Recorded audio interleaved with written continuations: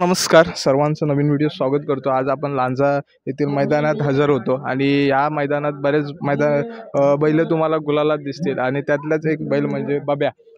गेल्या वर्षीचा कोकण केसरी हिंद केसरी बाब्या हा बैलाचे मालक आणि ते सर्व त्यांचे सहकारी आपल्या नमस्कार सर्वांचं मला सर्वप्रथम तुमचं अभिनंदन। आज बाब्या आपल्या गुलालात आहे, करणदादा सोबत आहेत आपल्या। आज करणदादा खरंच तुमचं सगळ्या टीमचं अभिनंदन। दादा मला फक्त सांगा आजचं नियोजन कसं होतं?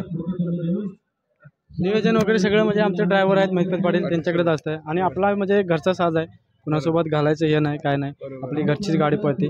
दादा आता गेल्या वर्षी बऱ्याच जणांना माहिती आहे की बाब्याबरोबर सोबत चिक्या होता, तर या वर्षी कसं काय नियोजन होतं? चिक्या तर तुम्ही चिक्या विकल्यानंतर राजाला घेतलाय, राजाचा पळ कसा आहे किंवा त्याचं गुलालाचं किंवा कोकणात आल्यानंतर कशी काय त्याची पळ आणि गुलाल कसे काय त्याची माहिती सांगा, कारण का बाब्या सगळ्यांना प्रचलित आहे। बाब्या तर माहित आहे, त्याचं पण एक नंबर पळ आहे। आता बाब्याला हा वाढूनच आहे, आता त्याचे दुसरं मैदान आहे, दुसऱ्या मैदानात गुलालात आहे। आता म्हणजे पण परवा पण याच्यात केला, चौथा झाला, आज 7व्यावरती आहे।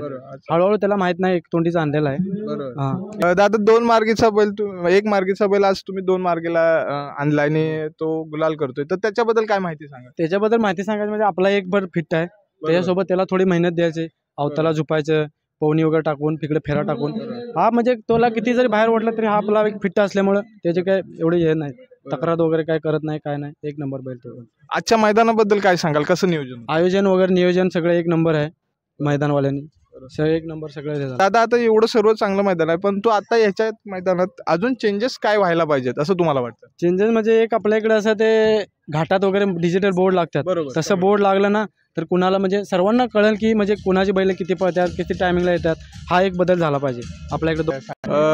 दादा बरोबर खरंच, कारण का डिजिटल बोर्ड हे आपल्याला आवश्यक आहे कोकणात। याच्या व्यतिरिक्त अजून काय वाटतं पब्लिकच्या दृष्टीनं, तुम्हाला काय वाटतं? पब्लिकच्या दृष्टीने म्हणजे पब्लिक पण आपण किती जरी कॉमेंट्री मेनवाले कोणी कमेटी झाली सगळे आवर्जून सांगितलं तरी पब्लिक काय म्हणजे हलगर्जीपणा म्हणा या काय म्हणा तर काही पण होऊ शकतं। आता परवा पुष्यगावला पण बघितलं एक केस झाली आहे,